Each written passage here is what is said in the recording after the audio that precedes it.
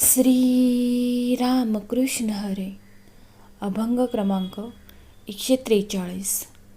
संत तुकाराम महाराजांचा 143वा अभंग. कन्या सासुरसी जाई.